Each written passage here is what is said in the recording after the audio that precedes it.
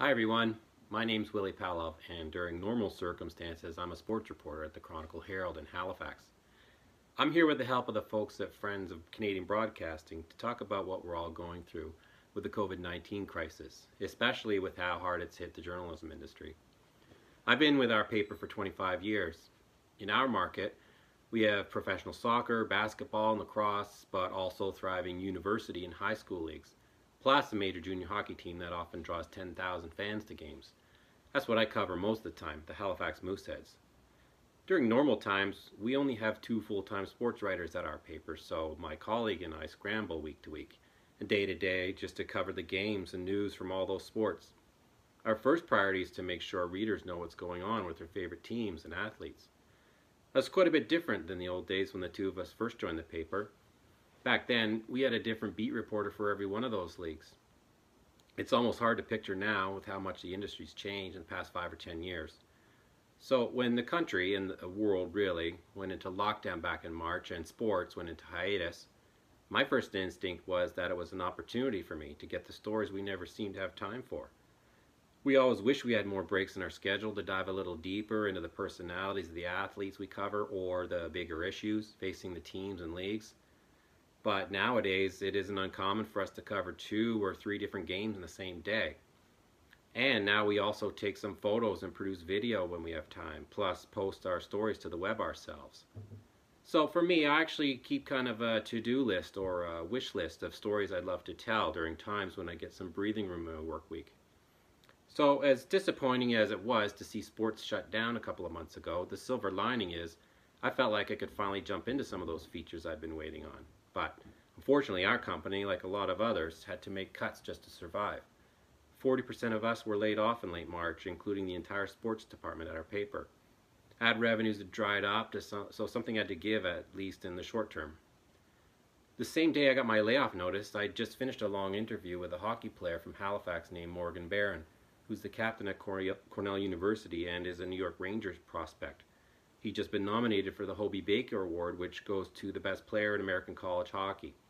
His younger brother Justin might be picked in the first round of the NHL draft this year, but doesn't play college hockey in the States.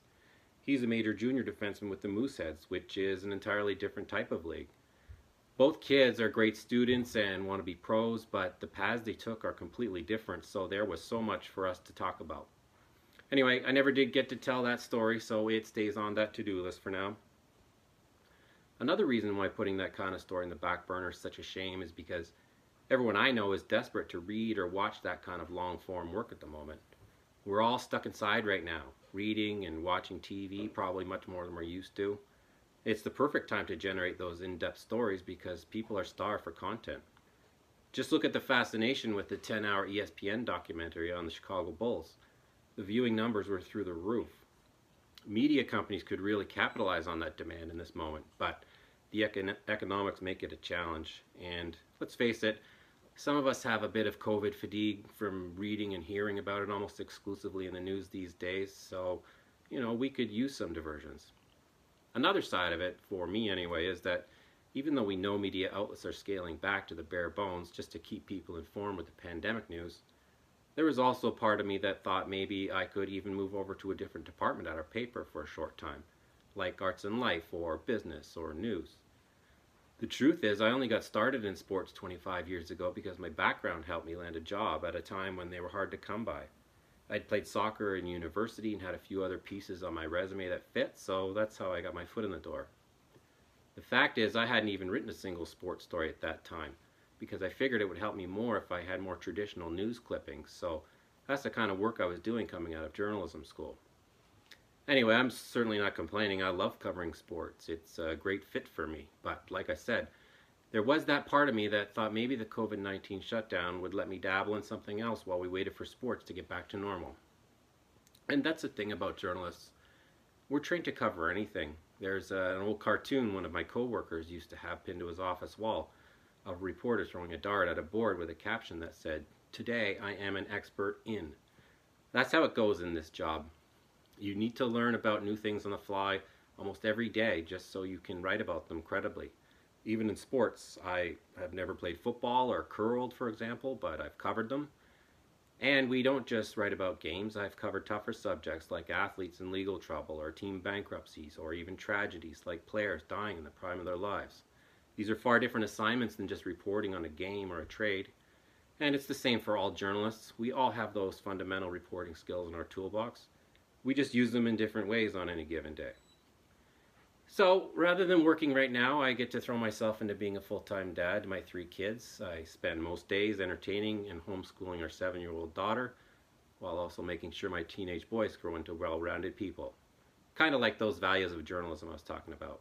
So they're learning things like how to cook, how to do household repairs, and even experimenting with stuff like hairstyling. I gave one of them a dye job and a cut a while back, so I let them return the favor. I think an important life skill is to be willing to adapt and not be afraid to learn new things. It's the same as how my wife has had to adjust her work life. She's a Crown attorney, but the courts are closed, so everyone's been improvising. Right now our dining room is her office, and she's even fashioned a makeshift stand-up desk out of our ironing board because sitting for long periods doesn't agree with her. So I guess what I'm saying is we're always living in a world that's changing, and we have to change with it. Right now our normal is upside down, and the curve we're on to adapt is steeper than ever. But all of us, lawyers, kids in school, sports journalists, are capable of a lot more than we think. I know the folks from Friends of Canadian Broadcasting who funded and initiated this video program believe that we can all shift how we think and work. There are so many different ways journalists can change how we approach our jobs to help us survive and thrive, especially with diverse and multi-talented professionals who, by the very definition of their day-to-day work, can be an expert in something new in a matter of a single day.